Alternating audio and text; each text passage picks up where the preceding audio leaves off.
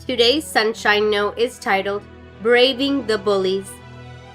David said to the Philistine, "You come against me with sword and spear and javelin, but I come against you in the name of the Lord Almighty, the God of the armies of Israel, whom you have defied." 1 Samuel 17, verse 45. When you're so small that you have to be dropped off at junior high school in a booster seat, you're gonna get bullied, Timmy told me. I was 4 feet 4 inches in the 8th grade.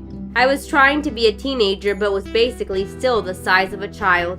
And when you're bullied just because you are small, you learn a few things. You learn to open a locker from the inside.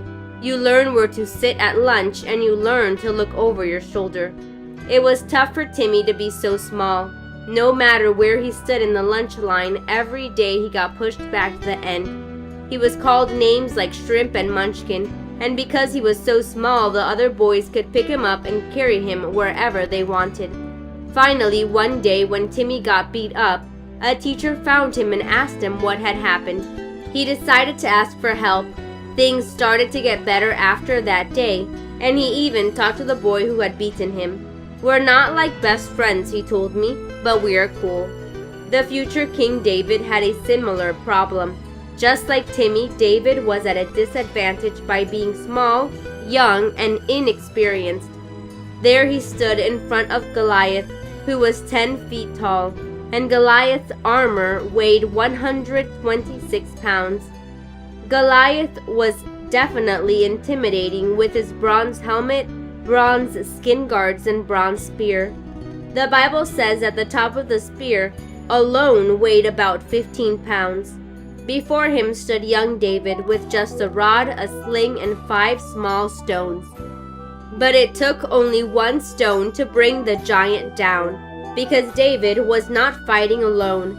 God had his back, and he has yours. Do you sometimes feel that you're at a disadvantage? Maybe you feel too small or too tall. Maybe you feel that everyone else learns more quickly than you. Maybe you are not the best in sports. Maybe you feel that you don't easily communicate. Regardless, there is nothing wrong with you. You're okay. Don't judge yourself by the world's standards. Who makes those anyways? What's important is to accept yourself and find something you can be good at. For Timmy, it was music and acting. He found lots of opportunities to shine at both, and he grew taller.